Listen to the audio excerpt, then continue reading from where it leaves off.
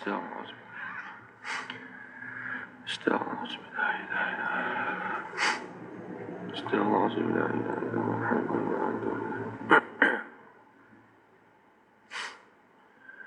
السلام عليكم ورحمة الله تعالى وبركاته. بسم الله الرحمن الرحيم. الحمد لله رب العالمين والعاقبة للمتقين والصلاة والسلام على أشرف الأنبياء والمرسلين وعلى آله وصحبه أجمعين. أشهد أن لا إله إلا الله وأشهد أن محمدا رسول الله. اللهم صل على سيدنا محمد وعلى آل سيدنا محمد. سبحانك لا علم لنا إلا ما علمتنا إنك أنت العليم الحكيم. قال رب اشرح لي صدري ويسر لي أمري واحلل عقدة من لساني يفقه قولي. ولا حول ولا قوة إلا بالله العلي العظيم. ولا حول ولا قوة إلا بالله العلي العظيم. ولا حول ولا قوة إلا بالله العلي العظيم. بسم الله الرحمن الرحيم. اللهم يا من بيده مقاليد الخير كله وإليه ترجع الأمر كله افتح علينا فتحا قريبا. يا فتاح يا عليم يا فتاح يا عليم يا فتاح يا عليم افتح علينا فتحا قريبا. وصلى الله على سيدنا محمد والحمد لله رب العالمين. Alhamdulillah, Alhamdulillah, segala puji bagi Allah dengan segala limpah kurnianya dan taufik daripadanya dapat kita berkumpul pada pagi ini serta berjemaah di dalam solat fardu subuh. Muslimin muslimat, hadirin hadirat yang dirahmati Allah sekalian, insya-Allah pagi ini seperti biasa kita akan sambung lagi pengajian kita, iaitu pengajian kitab Risalatul Misbah Al-Munir karangan Syekh Abdul Aziz bin Ismail Al-Fatani rahimahullah ta'ala. Baik, kita akan sambung lagi pada muka surat 39. Bismillahirrahmanirrahim. Qala Syekhul Musannif rahimahullah ta'ala wa nafa'ana bi'ulumihi fid darain amin ya rabbal alamin.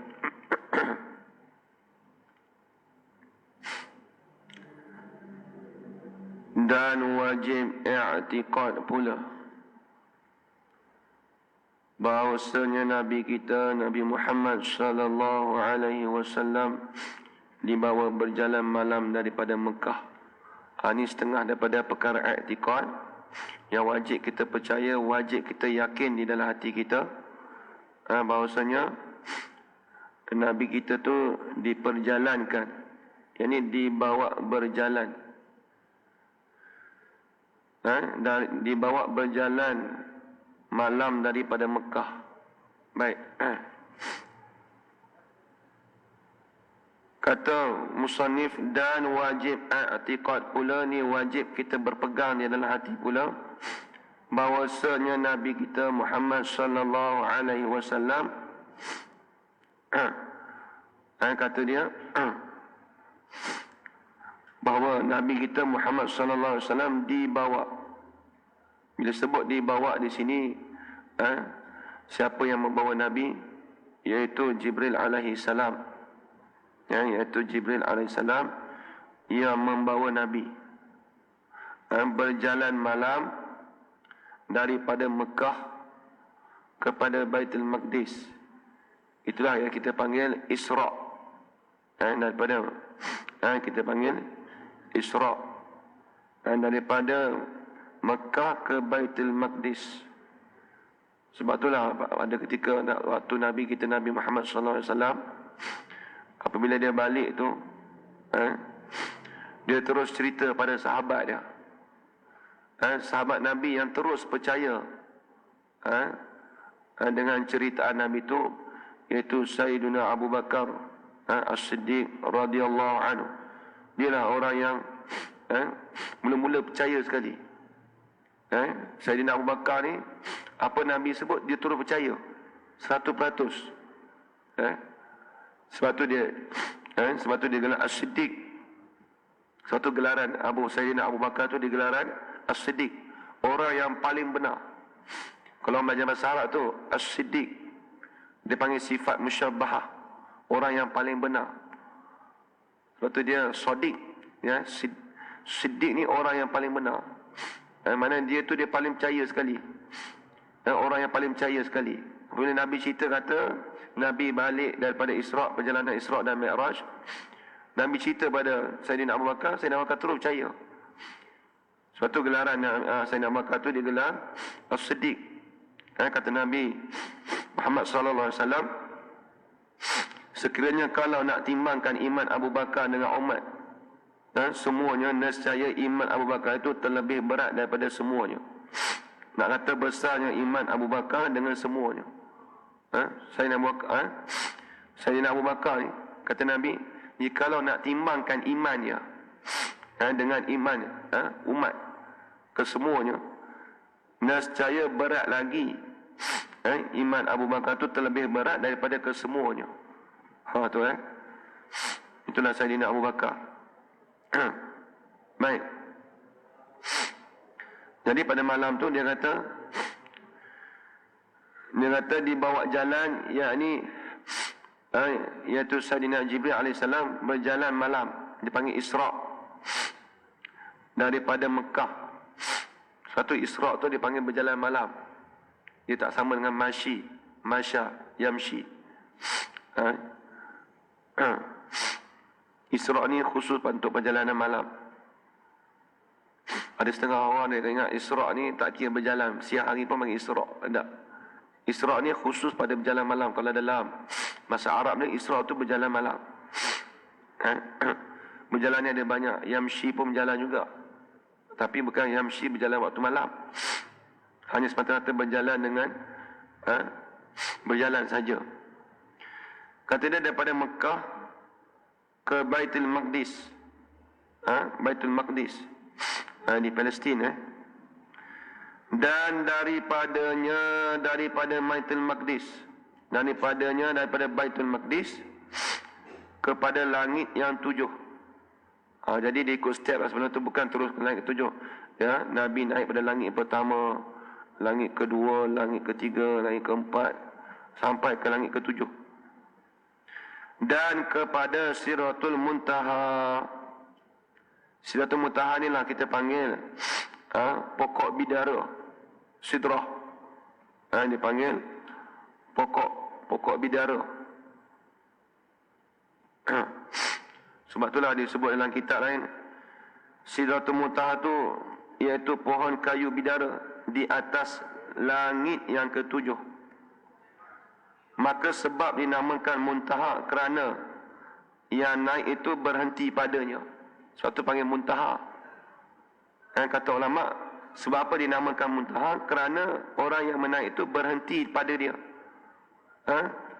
Siapa yang berhenti di situ? Iaitu, kata ulama, arwahun, orang yang mukmin. Ruh bagi orang yang mukminin. Tatkala keluar ia daripada jasadnya, maka disembahyangkan atasnya malaikat yang muqarrabun pada Sidratul Muntaha. Jadi Muntaha tadi tu tempat perhentian. Siapa yang berhenti di situ, kata ulama, disebut dalam kitab Wardu Zawahir. Dia kata arwah, yakni roh-roh orang yang mukminin, tatkala keluar ia daripada jasadnya, maka disembahyangkan atasnya malaikat yang muqarrabun pada Sidratul Muntaha. Jadi malaikat muqarrabun tu semayang, kan? Disemayangkan pada roh-roh yang keluar daripada jasadnya di di Sidratul Muntaha. Temen langit ketujuh tu. Itu kata roh-roh orang mukmin tu dia naik langit ketujuh, maka malaikat muqarrabun semayang kat sana. Dan juga sujud malaikat rahmat yang membawa ia daripada Israel kepada hambanya. Habis itu, itulah dipanggil Sidratul Muntaha, tempat pokok bidara. Satu tempat yang dipanggil pokok bidara. Kemudian daripada Sidratul Muntaha kepada Arash dan kursi. Arash ni kalau disebut dalam kitab Aqidatun Najih, dia kata dipikul oleh 4 malaikat. Arash ni dipikul oleh 4 malaikat. Dan kursi dan kepada mustawa. Selepas itu kemudian melihat ia Nabi kita Nabi Muhammad sallallahu alaihi wasallam akan Tuhan. Di sinilah Nabi kita melihat Tuhan. Kata setengahnya jasad dan rohnya sekali. Tapi dengan ketiadaan berkaifiat. Itu kena i'tiqad. Dengan ketiadaan berkaifiat. Apa maksud dengan ketiadaan berkaifiat? Maksudnya dengan tidak ada cara. Maksudnya Nabi kita melihat Tuhan tu dengan ketiadaan berkaifiat. Bukan maksudnya dengan bertempat. Bukan kata Tuhan tu bertempat. Kadang-kadang orang salah faham katanya Nabi tu tengok tu di mana? Bila sebut di mana tu, adakah di sebelah atas, di sebelah bawah, di sebelah kiri dan kanan, dengan tidak ada kaifiat. Kita maklum, kita belajar sifat 20. Allah Ta'ala tu bersifat dengan mukhalafatuhu ta'ala lil hawadis. Allah Ta'ala tu bersalahan bagi perkara yang mahrum. Dia tak serupa dengan makhluk. Maka bila Nabi kita melihat Tuhan tu dengan tidak ada kaifiat, macam mana? Wallahu a'lam. Dengan tidak ada cara. Bukan caranya di sebelah kanan, di sebelah pihak, berpihak kanan, berpihak atas, bukan begitu. Dengan tidak ada kaifiat yang tidak boleh kita fikirkan, yang tidak sampai akal kita meliputi. Tu. Jadi Nabi melihat tu dengan ketiadaan berkaifiat. Dan berkata-kata akan Nabi kita tu oleh Tuhannya. Jadi Nabi kita pun berkata-kata dengan Tuhan. Jadi yang sebelum tu Nabi Musa alaihissalam berkata-kata dengan Tuhan. Nabi Musa alaihissalam digelar Kalimullah. Ada penggelaran pada Nabi kita Nabi Muhammad sallallahu alaihi wasallam digelaran Habibullah, Habib. Adapun Nabi Musa digelar Kalim. Sebab Nabi Musa tu berkata-kata dengan Allah Taala. Begitu juga dengan Nabi kita Nabi Muhammad sallallahu alaihi wasallam. Kemudian dia kata, dan difardu ke atas Nabi kita Nabi Muhammad sallallahu alaihi wasallam sembahyang 5 waktu. Di situlah Nabi terima. Nabi kita menerima wahyu, kata difardukan ke atas sembahyang 5 waktu. Jadi sebelum tu cerita tu adalah sebelum jadi 5 waktu tu asalnya 50 waktu. Kemudian Nabi minta kurang sehingga sampai 5 waktu. Habis itu, dan beberapa banyak lagi daripada perkara yang wajib diketahui akan dia. Banyak lagi perkara-perkara yang wajib kita ketahui serta i'tiqad. Apa dia lagi? Setengah daripadanya. Ni. Wajib atas mukallaf. Wajib, bila sebut wajib atas mukallaf, ini dipanggil wajib syarak. Ini panggil wajib syarak. Wajib atas mukallaf tu wajib apa? Mengetahui. Di sini ni mengetahui ni maksudnya wajib kita belajar sehingga mengetahui. Kena tulis itu. Kalau kadang-kadang ada orang belajar, kadang-kadang dia tak tahu. belajar tapi tak mengetahui. Adapun mengetahui itu pemberian daripada Allah. Adapun bagi kita makhluk ini, iaitu wajib kita belajar sehingga mengetahui. Itu kena penting. Kita yang wajib bagi kita wajib apa? Wajib belajar sehingga mengetahui. Mengetahui itu daripada pemberian Allah. Bukan kerja kita dah. Kerja kita hanya belajar. Sebab tu nak tulis itu dia kata, wajib atau mukallaf mengetahui, ini wajib atau mukallaf belajar sehingga mengetahui. Dia kata tulis itu. Bahawasanya tiap-tiap yang bernyawa itu pasti mati. Bila sebut pasti mati, dia panggil wajib mati. Wajib mati ni panggil wajib apa? Ni kena ingat. Ni banyak kadang-kadang kita dah belajar dulu dah. Wajib mati ni dipanggil wajib apa? Kalau sebut dalam dulu tu, wajib mati tu dia panggil wajib aridi. Apa wajib aridi? Wajib arad dia panggil. Kalau bahasa Arab panggil wajib arad. Dia wajib ke semua 4. Kita bahas dulu. Wajib syarak, wajib pada akal, wajib adat, kemudian wajib arad. Wajib arad ni wajib yang kedatangan daripada nas Al-Quran ataupun hadis. Apabila ada suruhan daripada nas Al-Quran dan hadis, kita panggil wajib arad. Contoh, Allah Ta'ala berfirman, kullu nafsin dha'iqatul maut. Tiap-tiap yang bernyawa itu pasti akan mati. Tapi di situ wajib apa? Di situ kita panggil wajib aridi ataupun wajib arad. Bukan wajib pada akal, bukan wajib pada adat, bukan wajib pada syarak. Kalau kita kata wajib pada syarak, mati, wajib mati maksudnya dapat pahala. Tak mati tak dapat pahala, begitu. Bukan wajib syarak. Itu tanda kata bukan wajib syarak. Kalau wajib syarak, buat dapat pahala, tinggal dapat dosa. Sebab orang kita tahu kata wajib mati, tapi dia tak tahu wajib apa. Orang kita semua panggil wajib. Makan bila kata kenyang tu wajib kenyang. Makan banyak wajib kenyang. Tapi dia kata kerana dia tak tahu wajib apa. Orang kita semua wajib. Wajib tu ada 4. Sembahyang pun wajib juga. Tapi itu wajib syarak. Sebab apa kata wajib syarak? Buat dapat pahala, tinggal dapat dosa. Ada pun mati dia tak panggil wajib syarak. Kalau kita kata mati wajib syarak, mati dapat pahala, tak mati dapat dosa, begitu. Bukan begitu. Sebab tu kita kata banyak orang keliru, dia ingat wajib mati itu wajib syarak. Allah Ta'ala suruh mati. Bila tak mati berdosa. Bukan begitu. Wajib dipanggil wajib mati, panggil wajib aridi ataupun wajib arad. Wajib yang kedatangan daripada nas Al-Quran ataupun hadis. Kita dah baca dulu tak silap pada muka surat apa awal-awal dulu. Pada muka surat 10 ke 11, lama dah. Habis itu.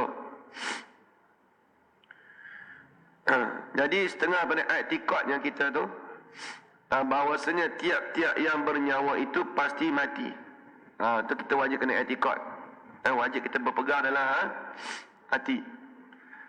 Dan wajib i'tiqad pula bahawasanya manusia itu akan dibangkitkan hidup kembali pada hari kiamat. Ini pun wajib apa ni? Ini pun dipanggil wajib arad juga. Sebab ada datang nas Al-Quran. Sesungguhnya manusia itu akan dibangkitkan pada hari kiamat. Dan ada dalam nas Al-Quran. Ini dipanggil wajib arad. Apa wajib arad? Wajib itu janji daripada nas, janji Allah Ta'ala di dalam Al-Quran ataupun daripada hadis Nabi. Wajib tu yang Allah Ta'ala janji di dalam Al-Quran. Ini pun dipanggil wajib aridi juga. Ini setengah pada i'tiqad manusia itu akan dibangkit hidup kembali pada hari kiamat. Dan setengah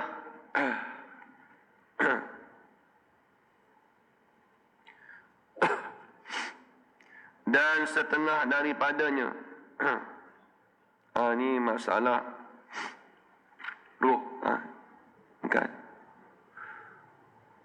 Dan setengah daripadanya daripada i'tiqad juga dihisab akan segala amalan yang baik dan yang jahat. Bila tu? Pada hari kiamat esok. Ini pun wajib kita akan kena i'tiqad. Kalau semua makhluk itu akan dihisab. Akan dihisab pada hari kiamat esok. Tak kira amalan baik dan juga amalan jahat. Dan setengah daripadanya ditimbang akan segala amalan. Yang ini dipanggil mizan, neraca. Jadi kalau dia amalan tu esok akan ditimbang.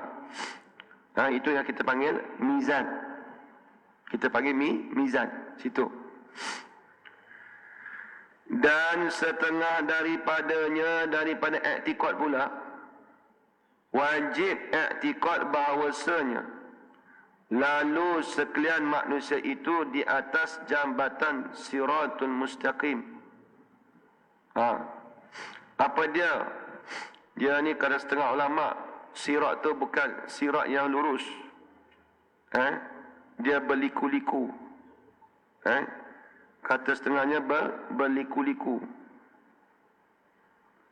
Sirat ni disebut dalam kitab. Dia tulis di sini, dia kata jambatan yang dibentang di atas mulut neraka. Kalau nak tulis sikit boleh. Sirat, jambatan yang dibentangkan di atas belakang api neraka Jahanam. Lalu di atasnya oleh sekalian manusia hingga segala kufar dan segala anbiya. Lalu di atasnya, di atas sirat tadi, oleh sekalian manusia hingga segala kufar, orang kafir pun akan lalu juga, dan segala anbiya, segala nabi-nabi, dan segala mereka yang masuk syurga dengan ketiadaan hisab.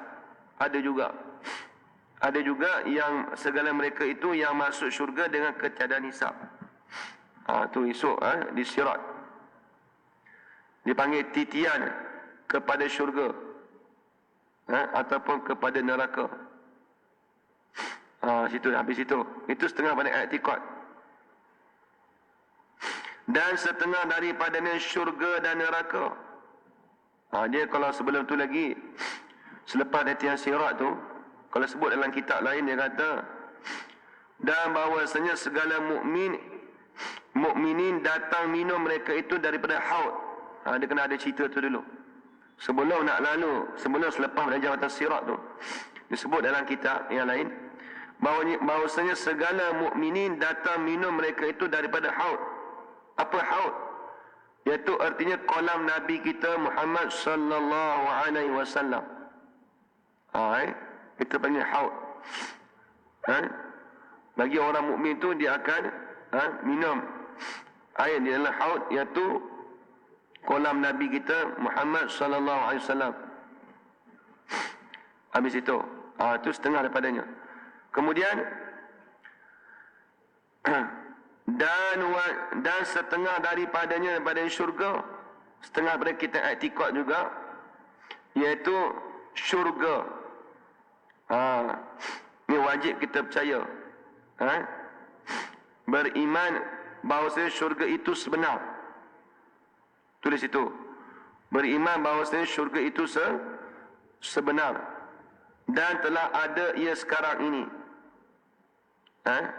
Dan telah ada sekarang ini, telah memilih setengah ulama bahawasanya tempat di atas langit. Dan orang yang kafir tiada masuk akannya sekali-kali. Orang kafir tak akan masuk sekali-kali. Dan hanya sungguhnya syurga itu ia tempat kediaman yang kekal bagi orang yang mukminin, bersedap-sedap mereka itu padanya dengan jenis-jenis ta'limul mukim, Yang ni dengan nikmat-nikmat di sana. Dan yang terlebih lazat. Jadi di dalam syurga tu, kata ulama, yang terlebih lazat segala nikmat syurga itu memandang kepada wajhun. Apa wajhun? Iaitu zat Tuhan. Itu yang paling nikmat sekali. Nikmat yang terbesar sekali dalam syurga itu memandang kepada zat Tuhan. Kepada zat Tuhan kita. Itu nikmat yang paling besar sekali dalam syurga. Disebut dalam kitab, dia kata wajhu. Al-wajhu dengan mana az-zat. Tu kena takwil ayat tu. Kemudian dan neraka. Dan juga setengah pada i'tikad bahawasanya kita kena i'tikad bahawasanya adanya neraka. Wajib kita beriman mukallaf dengan bahawasanya neraka itu sebenar. Dan neraka itu telah ada sekarang. Lagi pula neraka itu tempat kediaman yang kekal bagi segala kafir. Tu kena ingat. Ada pun orang mukmin yang kena azab hanya sementara sahaja. Kemudian akan dimasukkan di dalam ke dalam syurga balik.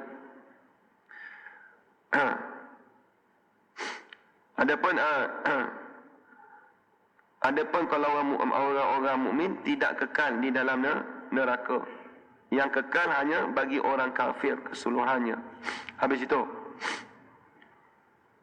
Sebab tu dia kata, dan kedua-dua itu sudah ada sekarang. Dua tu dah ada dah. Kemudian pengarang kita berdoa, Allahumma ja'alna min ahlil jannah wa la taj'alna min ahlin nar. Ini satu doa. Dia doa pada kita. Kalau yang siapa pakai kitab Jawi itu boleh tulis baris lah.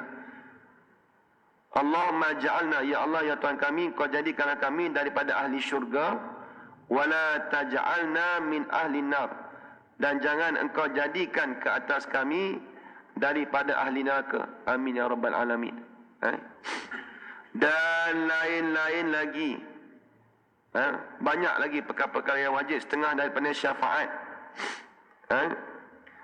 Bahawa setengah daripadanya banyak lagi, di antaranya syafaat. Bahawasanya mendapat mereka itu orang mukmin akan syafaatnya, syafaat Nabi kita Nabi Muhammad sallallahu alaihi wasallam pada hari kiamat esok. Dan terlebih besar syafaatnya itu,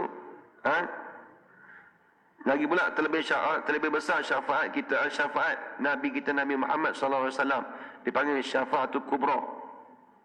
Dipanggil syafaat kubra. Itu setengah pada i'tikad kita kata bahawasanya Nabi itu memberi syafaat. Dia tak sebut dalam kitab ni. Cuma ni dia kata dan yang lain-lain lagi. Maksudnya ada syafaat di hari kiamat esok. Dan lain-lain lagi perkara-perkara yang wajib atas mukallaf mengiktikad akannya. Akan perkara-perkara yang lain seperti syafaat. Tu dia banyak lagi. Kata dia, maka hendaklah kamu menututi di kitab yang besar-besar. Tengoklah dalam kitab-kitab yang besar, bahawa setengah daripadanya iaitu akan diberi, Nabi kita akan memberi syafaat kubra. Itu dia. Habis itu kata dia, wallahu a'lam. Huraian terakhir pada menyatakan setengah-setengah perkara yang wajib atas mukallaf mengerjakan segala yang disuruh wajib dan meninggal segala yang ditegah haram. InsyaAllah kita sambung lagi minggu depan berkenaan tentang maqasid syar'iyah. Kuliah 6. Kuliah 6 insyaAllah. Wallahu subhanahu wa ta'ala a'lam. Jadi sekadar itu saja tuan-tuan. Saya minta maaf kalau ada salah dan silap atau perkasa bahasa. Yang baik itu datang dari Allah subhanahu wa ta'ala, dan lemah itu datang dari diri saya sendiri. Aku lakukan hadza wa astaghfirullah li wa lakum.